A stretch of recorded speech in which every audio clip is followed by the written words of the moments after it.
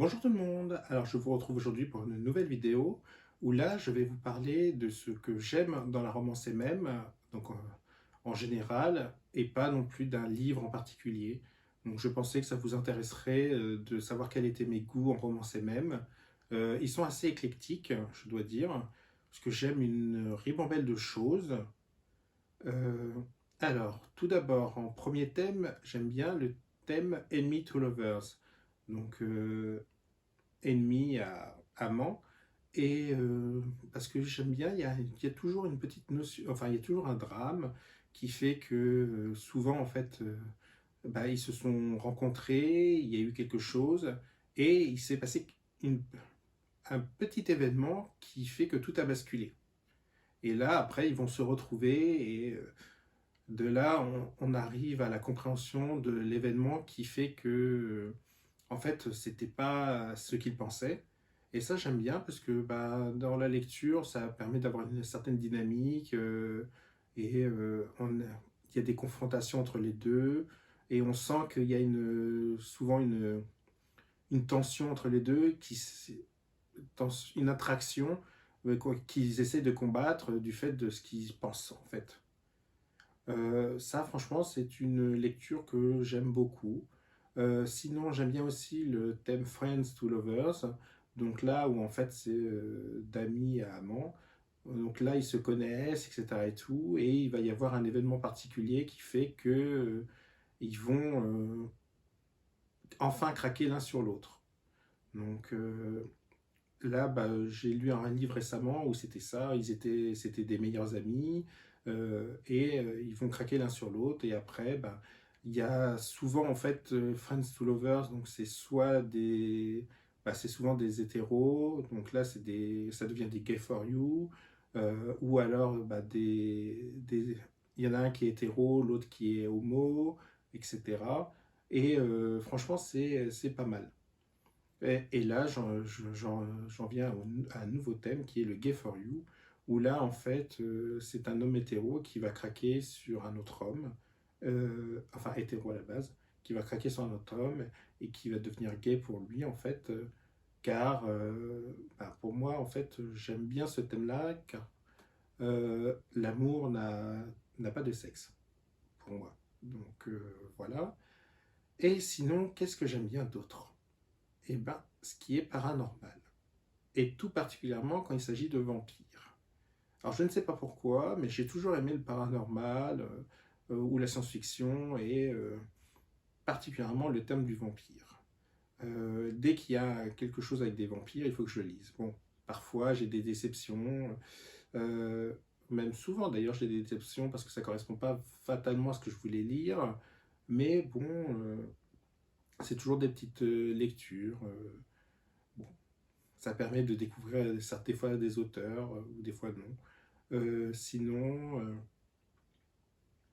que dire d'autre bah, donc dans le paranormal, ça peut être aussi bien des fées, des métamorphes ou des magiciens. Franchement, le paranormal permet d'explorer une multitude de possibilités et ça permet de s'évader. Parce qu'en fait, ce que je recherche dans une lecture, c'est m'évader. Et aussi que la lecture ne soit pas linéaire, c'est-à-dire je n'apprécie vraiment pas les lectures où ils se rencontrent, ils s'aiment, ils sortent ensemble et ils vécurent heureux et tout, sans qu'il y ait de petits drames, parce que le drama, c'est pas mal, et la souffritude, encore plus. Bon, il ne faut pas qu'il y ait trop de souffritude, parce que alors après, ça devient lourd, mais une petite pointe avec un petit événement qui fait que la lecture devient moins linéaire, c'est vraiment appréciable. Et ça, je l'ai découvert en lisant, bah, vous allez rire, mais en lisant des Harlequins collection blanche. Donc pour ceux qui ne connaissent pas, ce sont les Harlequins, mais avec les docteurs et les médecins. Alors je ne sais pas pourquoi, je n'ai pas lu les autres collections, mais alors celle-là, je sais pas, j'adorais. Et là, en fait, souvent, le thème, c'est ils se rencontrent, ou ils se sont déjà rencontrés par le passé et ils se rencontrent à nouveau, et il y a eu un petit drame, etc. Et ça finit toujours par un HEA, donc happy ending. Et Bah, c'était des petites lectures que je lisais quand j'étais ado qui me permettaient de me vider la tête.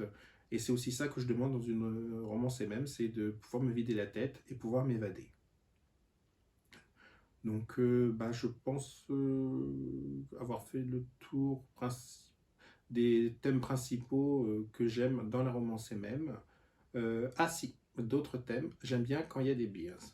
Donc, quand il y a du poil. Je parlais à la fin de couverture de mecs à poil, torse-poil plutôt, parce que des mecs à poil sur une couverture, là, ça devient.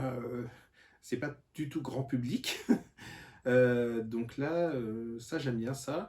Et un autre thème, j'aime bien quand il y a une différence d'âge. Bon, non plus, faut pas non plus qu'il y ait une énorme différence d'âge, faut pas abuser.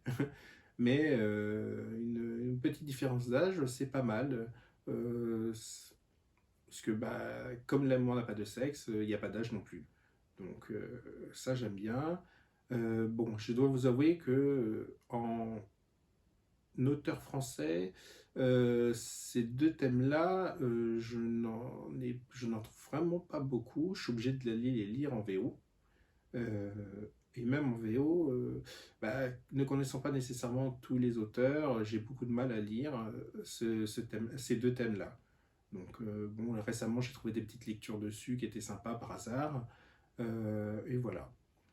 Donc, je pense avoir fait le tour. Donc, avec les Enemy to Lovers, Friends to Lovers, les beers, les différences d'âge et le petit drama introduit et aussi le paranormal. Par contre, alors j'ai beaucoup de mal avec les thrillers. Donc, déjà, rien qu'à la base, les thrillers et les policiers, j'ai beaucoup de mal à les lire, mais en romance, j'ai encore plus de mal. Donc, mais sauf s'il s'agit de romantique suspense. Donc voilà. Bah sinon, bah, je pense avoir fait le tour. Si vous avez des propositions de romans, n'hésitez pas à me le dire en commentaire. Quelque chose qui corresponde à mes goûts, tel que je viens de vous le décrire. Et bah, je vous dis à bientôt pour une nouvelle vidéo.